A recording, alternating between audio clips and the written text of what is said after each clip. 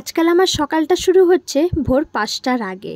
এখন দেখতেই পাচ্ছ ঘড়িতে বাজে ৫টা ২৫ আর আমি রেডি হয়ে বেরিয়ে গেছি অফিসের জন্য। এখন চলছে আমার morning shift, morning 7 to evening 4। তাই ৭টায় ডিউটি ঢোকার জন্য আমাকে ৫:৩০টার মধ্যে ঘর থেকে বেরোতেই হয়, কারণ ৫টা ৪০-এ হচ্ছে আমার বাস। ১ ঘন্টা তো লেগেই যায় মোটামুটি অফিসে পৌঁছোতে। তারপরে গ্রুম হয়ে ব্রেকফাস্ট করে ভালো করে অফিসে ঢুকি আর কি। তাই জন্য আচ্ছা চলো আগে তোমাদেরকে ওয়েলকামটা তো জানিয়ে নি। সবাইকে welcome back to the channel. যারা তোমরা আজকে আমাকে প্রথমবার দেখছো, হাই গাইস, আমি ঝিলিক দুবাই থেকে।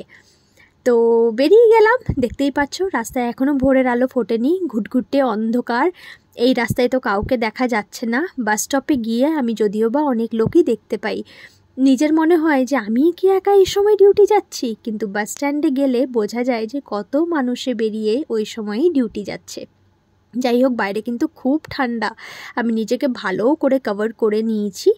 আর বাস স্ট্যান্ডে দাঁড়িয়ে আছি, এদিক ওদিক দেখি। ভোরের বেলা না ভালো লাগে, বেশ ভালো লাগে। সকালবেলা ঘুম থেকে উঠলে বেশ একটা পজিটিভ ফিল হয়, এনার্জেটিক লাগে, খুব ভালো লাগে।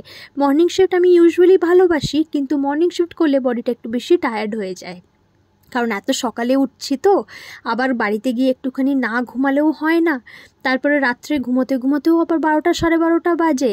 এই জন্য বডিটা একটু টায়ার্ড হয়ে যায় আর কি। মর্নিং শিফট হলে না একটু ঘুমটা বেশি দরকার লাগে, না হলে কিন্তু খুব অসুবিধা হয়।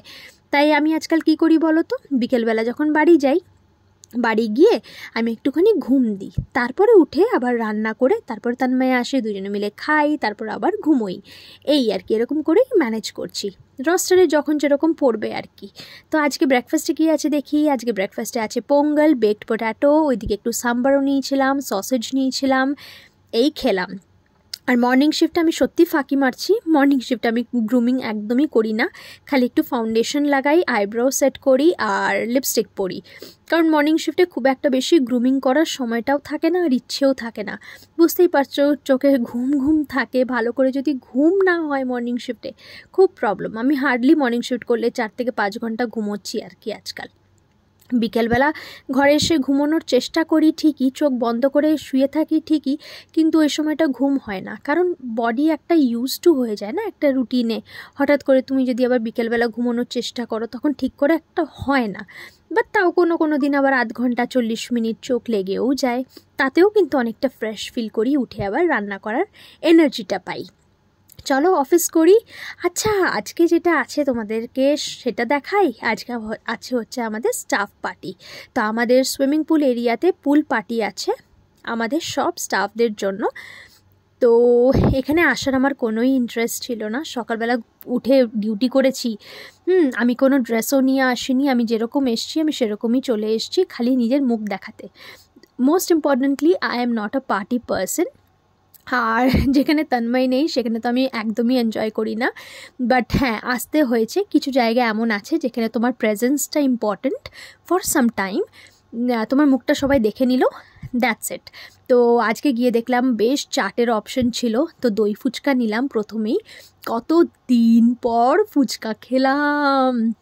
হ্যাঁ, আমি গেছি এইগুলোর জন্যই, একটুখানি নিজের মুখটা দেখিয়ে নিতে, যে হ্যাঁ সবাই দেখে নিল যে ঝিলিক প্রেজেন্ট ছিল, এই আর কি। আমি দেখতেই পাচ্ছ আমি কোনো ড্রেসও নিয়ে যাইনি, কিছুই না, যেরকম ছিলাম অফিসে সেরকমই উঠে উপরে চলে গেছি। অ্যান্ড তোমাদেরকে আরেকটা দেখাই, যে আমার একজন ফ্রেন্ড আছে, ও এফএনবির, ঠিক আছে, মায়ানমারের। তো আজকে ও লাইফে ফার্স্ট টাইম ফুচকা খাচ্ছে, আর ওর এক্সপ্রেশন দেখতেই পাচ্ছ, বলছে হোয়াট ইজ দিস। আমি বললাম see, this is most famous thing.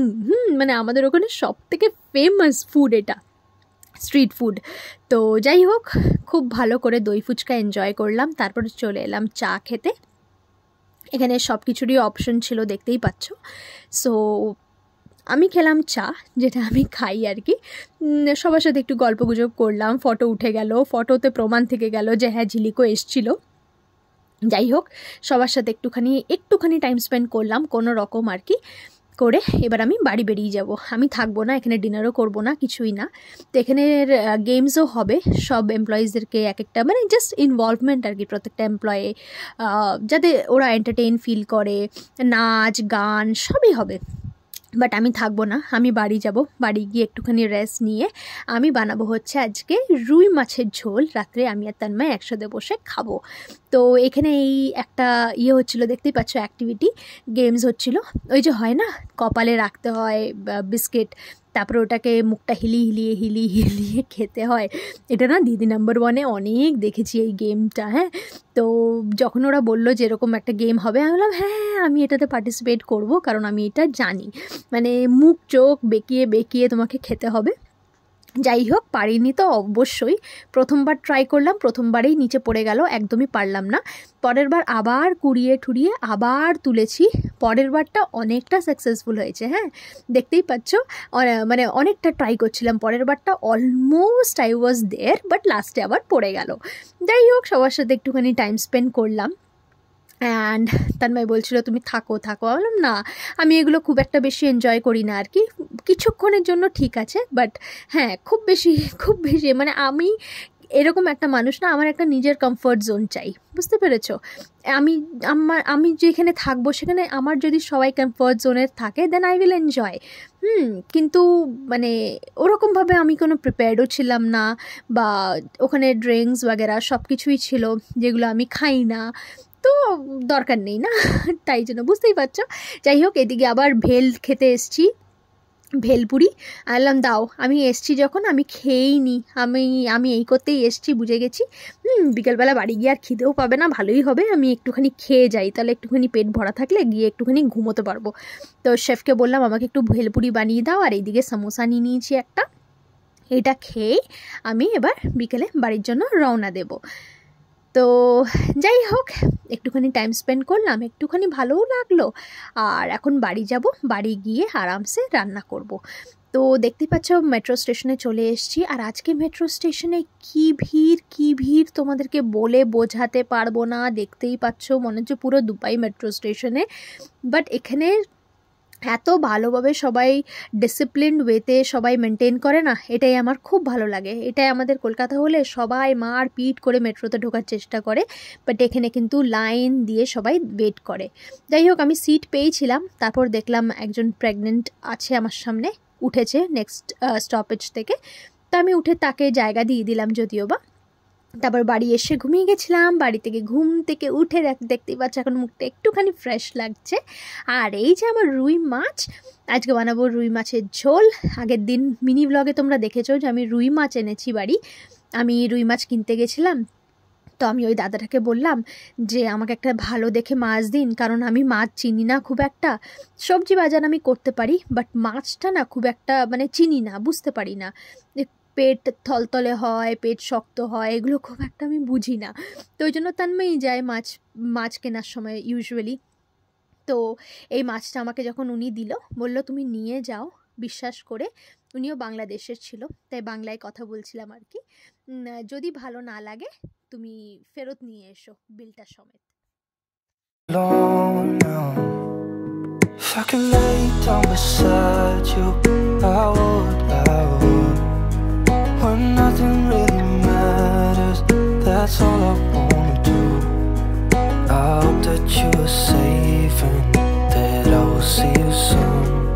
If I could lay down beside you, I would. Even if you এতদিন হয়ে গেছে মাছ ভাজি, মাছ রান্না করি, হ্যাঁ, কিন্তু এখনও যখন তেলে মাছ দিই ছেটকায় যখন দূরে সরে যাই।